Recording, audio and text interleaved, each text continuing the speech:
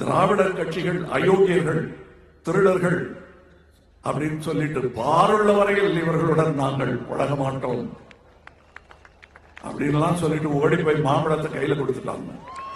பத்தாக்குறைக்கு இது பெண்களுக்கு ரொம்ப பாதுகாப்பான அரசு அப்படின்னு வேற சொல்லிட்டாங்க. எனக்கு உங்களை மாதிரிதான் சிரிப்பு வந்துச்சு. குஜராத் மோடியா தமிழ்நாட்டு லேடியா அப்படின்னு போன தடவை எலெக்ஷன்ல நம்ம கிட்ட ஓட்ட கேட்டுட்டு இப்ப அதே மோடி கூட கூட்டணி. கலைஞருக்கு பின் அழகிரியா ஸ்டாலினான கருத்து கணிப்பு வெளியான போது திமுகவின் ஒரு தரப்பு கலாநிதி மாறனின் மதுரை அலுவலகத்தை கொளுத்துறாங்க. 3 உயிர்கள் போகுது. மாச சம்பளத்துக்கு வேலை பார்த்துட்டு இருந்த அந்த 3 பேர் செத்து போறாங்க. ஆனா முதலாளிகள் 3 பேரும் மறுபடியும் ஒன்று சேர்ந்துறாங்க. மதுரை விளாங்குடி கம்யூனிஸ்ட் கவுன்சிலர் லீலாவதி தன்னுடைய தொகுதி மக்களுக்கு தண்ணீர் வேண்டும் என்பதற்காக போராடுகிறார். அவர்களை ஒரு கும்பல் கொடூரமாக பட்ட பகலில் வெட்டி சாய்க்குது. லீலாவதியை கொண்ட காட்டுமராண்டி கும்பல் எந்த கூட்டத்தை பார்த்து என் தோழர்கள் 1997 கோஷம் போட்டாங்களோ அவங்க கூட தான் சேர்ந்து கம்யூனிஸ்ட் தோழர்கள் இந்த தேர்தலை சந்திக்கிறாங்க. நீட் வேணாம்னு நாம சொன்னோம், அரசு கேட்கலைங்க அப்படின்னு சொன்ன மாநில அரசும் நீட் தேர்வு தான் உங்களுக்கு என்று சொன்ன மத்திய அரசும் சேர்ந்து இந்த தேர்தலை சந்திக்க போறாங்க.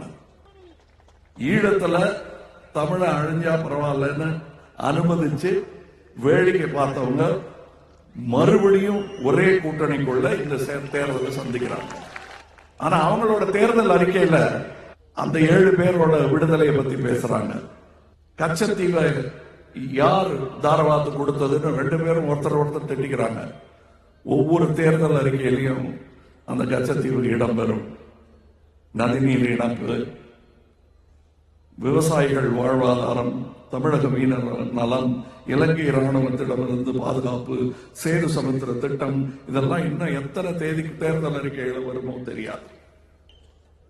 எதிர்கட்சி தலைவர் வெறும் ஒரு யார் அவரு நடிகர் தானே அப்படின்னு கேட்கிறாரு. நடிகர் தான், எல்லாருக்கும் தெரியும்.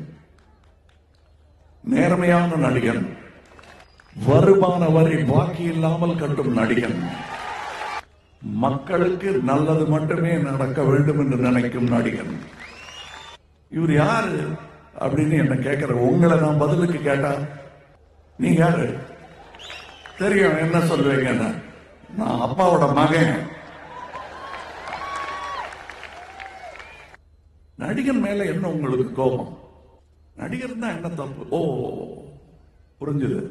ஒரு நடிகர்கள் கிட்ட தோற்றவர் தானே நீங்கள்.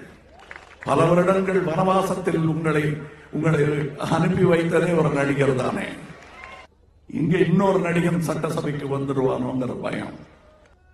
நானும் சட்டசபைக்கு போறேன்னு ஸ்பெல்லிங் மாத்தி போட்டுக்கிட்டாங்க. அது சட்டை சபையாக மாறிவிட்டது.